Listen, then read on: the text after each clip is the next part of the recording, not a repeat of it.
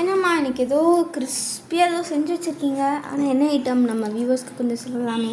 என்னென்னு கண்டுபிடி பார்க்கலாம். நீயும் பார்த்தா காலிஃப்ளவரு. எடுத்து பார்த்தா தான் நம்மளுக்கு தெரியுது.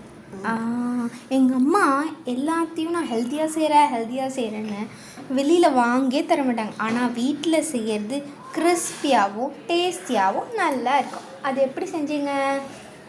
ஆக்சுவலி காலிஃப்ளவரை வந்து நல்லா ஆஃப் பாயிலில் வேக வச்சுட்டு கொஞ்சம் சில்லி, கொஞ்சோண்டு பச்சரிசி மாவு, கொஞ்சோண்டு கடலை மாவு போட்டு சில்லி பவுடர் போட்டு நல்லா மிக்ஸ் பண்ணிவிட்டு ஆயிலில் போட்டு எடுக்க வேண்டியது தாங்க. அதாவது ரொம்ப ஆயிலை கொதிக்க விட்டு அப்படிலாம் போய் எடுக்கக்கூடாது. லைட்டாக மீடியமான ஆயிலில் அப்படியே ஃப்ரை பண்ணி எடுக்கணும், டீப் ஃப்ரை பண்ணி எடுக்கணும். இதுதான். இது கடையில் வாங்கி சாப்பிடும்போது நமக்கு காசு ஓகே, அது பெரிய விஷயம் கிடையாது. பட் நம்ம பசங்களோட ஹெல்த் ரொம்ப ஸ்பாயில் ஆகுதுங்க. அதனால நம்ம ஹெல்த்துக்கு ரொம்ப நல்லது வீட்டில் செய்கிற குக்கிங் தான். ஸ்டவ்வோடு சமைக்கும்போது கொஞ்சம் அளவோடு சமைக்கணுங்க.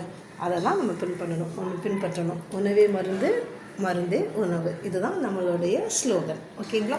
இந்த தை மாதம் 1 ஜனவரி 1 நம்ம நிறையா அப்படி இருக்கணும் இப்படி இருக்கணும்னு நினச்சிட்ருப்போம். அதெல்லாம் இருக்கவே மாட்டோம். ஆனால் இந்த தை மாதத்தில் இருந்து லெஸ் ஆயில், நல்ல ஹெல்த்தான ஃபுட்டாக சாப்பிடணும் அப்படின்ற ஒரு விஷயத்தை நம்ம எடுக்கலாம்னு நினச்சிட்ருக்கேன். அந்த மாதிரி ரெசிபிஸாக இந்த இயர் உங்களுக்கு நான் போஸ்ட் பண்ணுறேன். தேவையானவங்க பார்த்துட்டு அதையே ஃபாலோ பண்ணுங்கள். எல்லா புகழும் இறைவனுக்கு. இன்னொரு விளாகில் பார்க்கலாம்.